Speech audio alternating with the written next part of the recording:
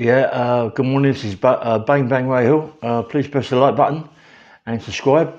Listen, I've had a lot of people comment me about Pat, about, I'm too frightened to say Pat Adams and all this, that, and the other. Listen, I was in Chelmsford Prison in 1974, yeah, and Pat Adams was there. He was there. He was like on the same wing as me, C wing. He come in, I noticed him downstairs on the one.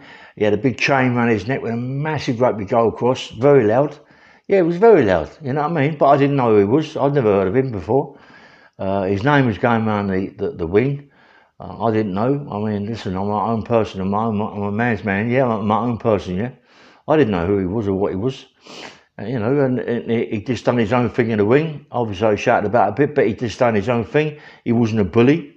He wasn't a bully. I was around my mate Togi Ludlow and other people and the Barrys and all that, and Pat was around his own people, yeah?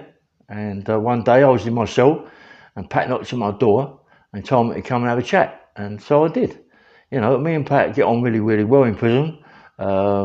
Listen, he got everything he wanted. He was going to the canteen and emptying the canteen out. Come on, he had good people behind him. He had his brothers behind him. You know, he had good people behind him, Pat. You know, why not? You know, and everybody keeps running me down, saying this, that, and the other. You're frightened. I'm not frightened. I'm not frightened of Pat. Me and Pat are mates. As far as I was concerned, me and Pat were pals. You know what I mean? I mean, when we got to when I was in Albany with him, I mean, me and him started training on the weights, and he was just doing curls, lots of curls with me. He wanted a big pair of arms, and he was fit. He was very, very fit. I mean, he used to run around the exercise yard. We used to call him the antelope because his legs were always very high. He was very, very fit, you know what I mean? And I can't run him down. I never see him really slag anybody down. I never see him run anybody down when I was in prison with him.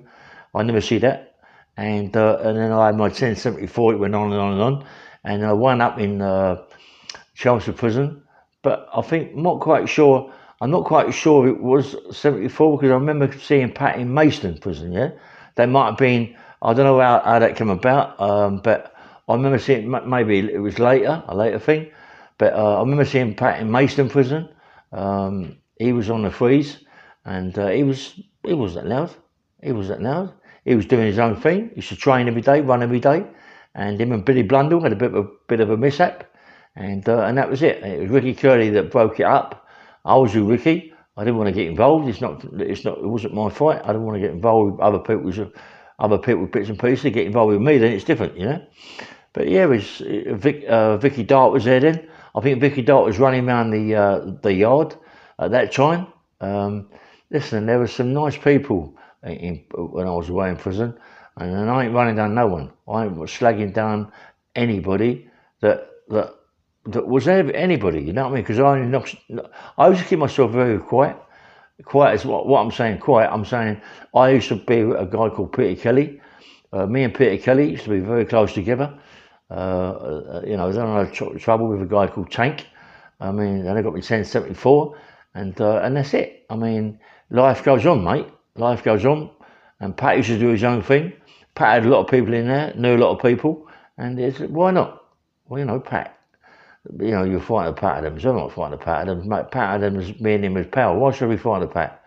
I'm not fighting Pat. I mean, come on. It's like, it's not. We've got loggerheads. We fell out over something stupid, But that's it. You know what I mean? But I've never fell out with Pat. Never ever fell out with Pat as such. You know, never like really, really bad. Yeah. You know, I lived in Kingston. I was working in a big company, and that was it. You know what I mean? And Mickey Gooch is my best pal, and Mickey Gooch's mate was Pat, and so I bumped into Pat, and that's what happens. You know, that's life, isn't it? That's how life is. And we all get nicked together for a thing called Operation Indian Black, and all I am is a bodyguard. I mean, I'm just a bodyguard to Mick, and that's it. I'm looking after his wife and his kids. I got pulled in, and that was it. I slipped. They all got nicked. Pat slipped. They all walked out on the trial. The only one who got nicked was Mickey Gooch. I think he got 11 or 12. He absconded. He was caught in Euston, I think Euston Station, or one of them stations over that way. you know, and that's it, you know. And I've not heard nothing from Pat since. I've not heard nothing from Mickey since. You know, listen, what goes on, yeah. What goes on in this world. You know what I mean? It's not for me. I don't want people to run Pat down. Pat's never done me no harm. You know what I mean? I don't want to run him down, say he's this, he's that, he's the other, he's a bully, he's this, that. Listen, he ain't none of that, mate. And he ain't no fool. I will say something, and I will not. He ain't frightened of no man. He's never been frightened of anybody. You know, that's Pat. Whether or not Pat, you know, Pat can have a fight, I don't know. You know what I mean? I've seen him very well. He's a dangerous man. Yes, of course he's a dangerous man.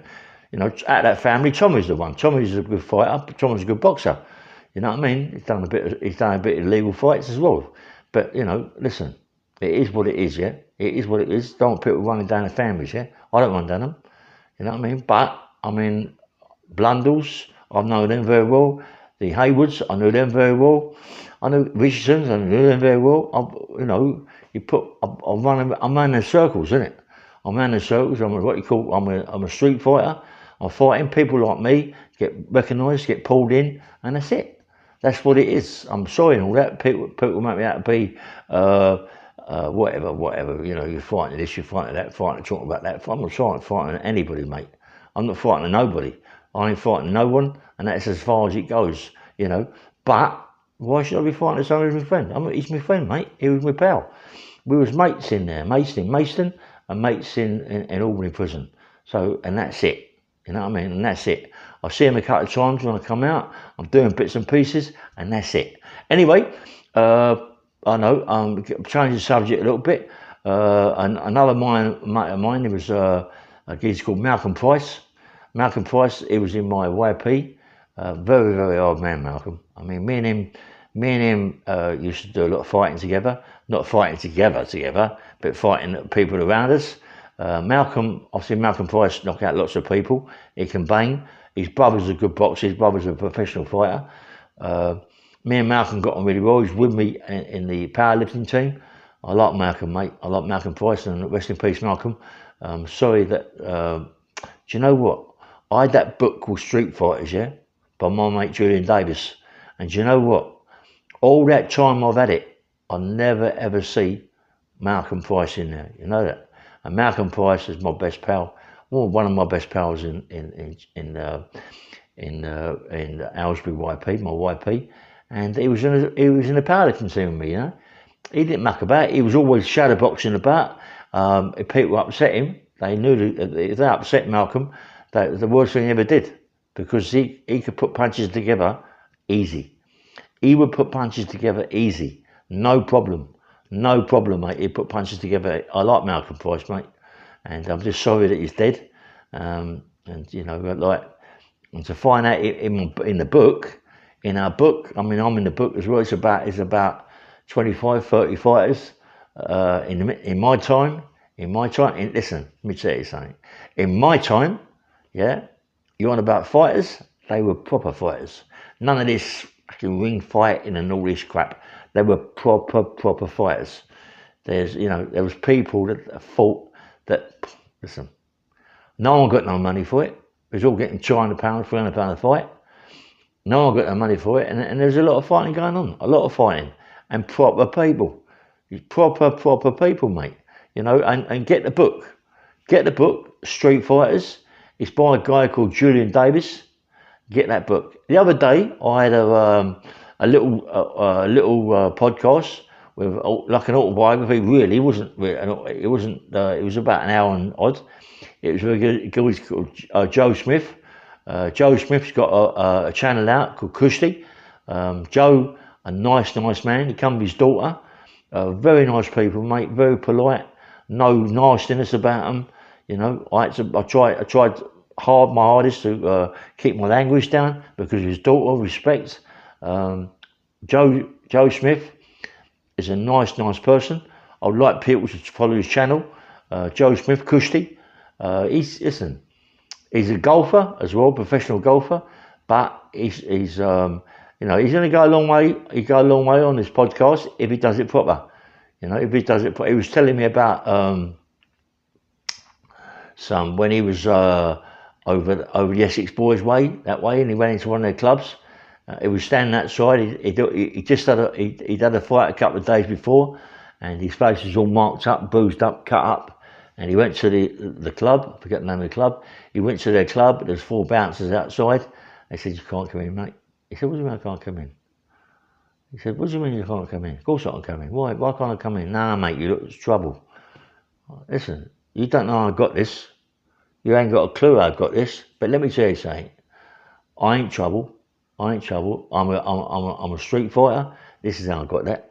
And if you think you think that I'm a plonker, come and have a row. Come outside and have a row." So that all 4 of them walked back into the club. Right? He thought he was going to go off Joe. What did they do? Shut the door, put bar across it. Joe Smith. Go on, Joe. And I like Joe Smith when he told me that. You know what I mean? And I respect him for saying that. You know. And the guy's a gentleman. The guy's a gentleman, yeah. And check his channel out, Joe Smith, Kushti, yeah. And please, and give him plenty of likes and subscribes. And you like what he says. And obviously, I've just done a podcast with him, a bit about my life, yeah, and other things about fighting, boxing, and all that. Anyway, this is Bang Bang Ray Hill. Please like and subscribe, and do what you can, yeah. Bye bye. Have a nice day, yeah. Bye.